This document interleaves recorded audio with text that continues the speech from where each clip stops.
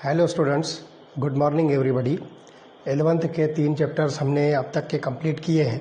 Some basic concepts of chemistry, introduction to analytical chemistry and basic analytical techniques. आज का जो हमारा चौथा चैप्टर होगा that is structure of atom. तो इसके पहले हमने जो है some basic concepts of chemistry के अंदर एटम की डेफिनेशन हमने जो है आपको बताया था कि atom is the smallest individual particle. ये बिल्कुल जो है किसी भी मैटर का सबसे छोटे से छोटा पार्टिकल होता है जिसको आप जो है फर्दर डिवाइड नहीं कर सकते हो। लेकिन फिर भी एटम के अंदर जो है कुछ सब एटॉमिक पार्टिकल्स होते हैं। डाल्टन की एटॉमिक थ्योरी जो है ये आपने स्टडी किया था पिछले चैप्टर में। तो Dalton's atomic theory had supported all the laws of chemical combinations but it failed to explain some properties of matter. For example, when the glass rod or ebonite rod is rubbed with fur then it generates electricity। आप जो कोई भी glass rod या ebonite, जिसको हम आबनोस कहेंगे, आबनोस की लकड़ी आती है एक स्पेशल टाइप की, तो उसको जब हम जो है फर से या आप जो किसी रेशमी कपड़े वगैरह से जब उसको रब करते हो तो उसके अंदर जो इलेक्ट्रिसिटी जनरेट होती है। ये प्रॉपर्टी डाल्टन्स की थ्योरी ने जो है एक्सप्लेन नहीं किया है। तो हम देखते हैं कि आफ्टर द डिस्कवरी ऑफ सब atomic particle the Dalton's atomic model of hard sphere was blown out. तो यहाँ पर आप देखिए कि 3 जो है इंपॉर्टेंट सब एटॉमिक पार्टिकल है, like electron, proton and neutron. तो आप देखोगे कि प्रोटॉन और न्यूट्रॉन जो है ये एटम के सबसे इनर मोस्ट पार्ट, जो एटम का सबसे सेंट्रल मोस्ट पार्ट होता है जिसको हम न्यूक्लियस कहते हैं, उसके अंदर ये दोनों प्रेजेंट होते हैं। And proton plus neutron are commonly called as nucleons. Proton और न्यूट्रॉन को हम मिलाकर न्यूक्लियॉन्स कहेंगे। तो ये जो प्रोटॉन होता है ये जो है एटम के बिल्कुल जो है इनर मोस्ट पार्ट में होता है, उसी के साथ जो है न्यूट्रॉन भी होता है। और जो इलेक्ट्रॉन होता है ये जो है एक्स्ट्रा न्यूक्लियर चार्ज जो होता है, जो सराउंडिंग टू द न्यूक्लियस, उसके अंदर जो है आपको इलेक्ट्रॉन्स मिलेंगे। तो यहाँ पर आपको जो चार्ट दिख रहा है, इस चार्ट के अंदर जो है कुछ important properties of electron, proton and neutron जो है शो की गई है। तो उसमें से देखिए सिंबल है absolute charge in coulomb, relative charge, उसके बाद symbol for the charge, mass in kilogram, mass in unified mass, और अप्रोक्सीमेट मास यूनिफाइड वैल्यू में जो है इसको हम जो है किस तरह से बताएंगे। तो ये चार्ट में शॉर्ट में आपको जो है ये सारी चीज़ें एक्सप्लेन करते हैं वन बाय वन। तो सबसे पहले देखिए इलेक्ट्रॉन का जो सिंबल है दैट इज़ ई, और इसके साथ में जो है एक माइनस जो है चार्ज ऊपर लिखा जाता है, क्योंकि यहाँ पर जो इलेक्ट्रॉन्स होते हैं ये इलेक्ट्रॉन जो है निगेटिवली चार्ज है सब एटॉमिक पार्टिकल है, इसलिए हम यहाँ पर जो ई लिख कर जो उसके ऊपर निगेटिव चार्ज शो करते हैं। उसके बाद प्रोटॉन को हम जो स्मॉल पी से रिप्रेजेंट करते हैं, इसके ऊपर कोई चार्ज हम नहीं बताएंगे, एक्चुअली ये पॉजिटिव चार्ज होता है, लेकिन हम यहाँ पर जो है पॉजिटिव चार्ज शो नहीं करते हैं।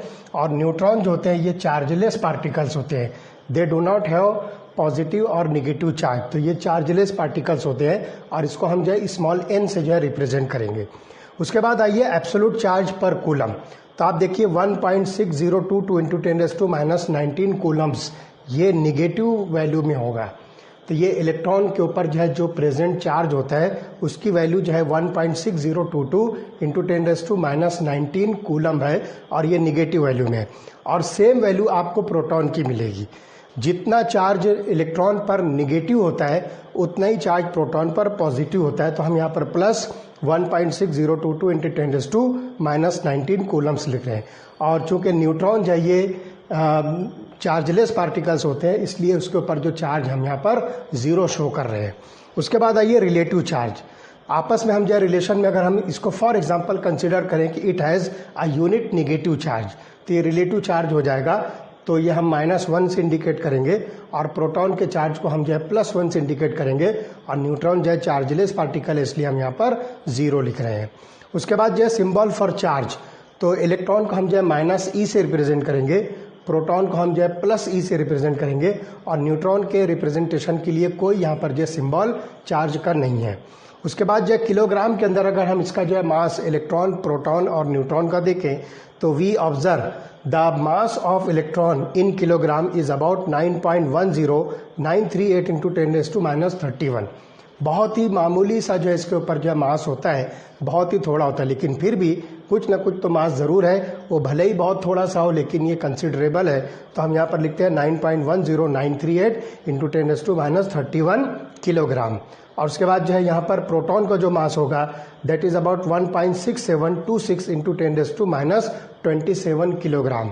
और सेम मास जो है आपको न्यूट्रॉन का भी मिलेगा, मतलब the mass of proton and neutron is same, और दोनों जो है इक्वल होते हैं। तो ये दोनों जो है मासेस जो है प्रोटॉन और न्यूट्रॉन के सेम होते हैं। उसके बाद जो है यूनिफाइड मास में हम इसका मास देखें तो it is about 0.0054 and for proton it is 1.00727। इसको राउंड ऑफ करके हम जो है इसको 1.008 भी लिख सकते हैं यूनिफाइड मास में, और न्यूट्रॉन जो है 1.00867। This two values are near about same. और उसके बाद यहाँ पर जो अप्रोक्सीमेट अगर मास देखें तो इलेक्ट्रॉन का मास जो है अप्रोक्सीमेटली अगर देखा जाए तो ये 0 काउंट होगा, ये 1 काउंट होगा और ये 1 काउंट होगा। तो इस तरह से ये कुछ जो है प्रॉपर्टीज़ है जिसको हम इलेक्ट्रॉन, प्रोटॉन और न्यूट्रॉन की प्रॉपर्टी, ये सब एक साथ जो है एक चार्ट के ऊपर जो हम इसको इजीली स्टडी कर सकते हैं। इसके बाद वाले लेक्चर में हम discovery of electron, proton and neutron किस तरह से हुई, कौन कौन से एक्सपेरिमेंट्स परफॉर्म करने के बाद उनकी जो है डिस्कवरी हुई, वो सब हम इसके बाद वाले लेक्चर में स्टडी करने वाले हैं।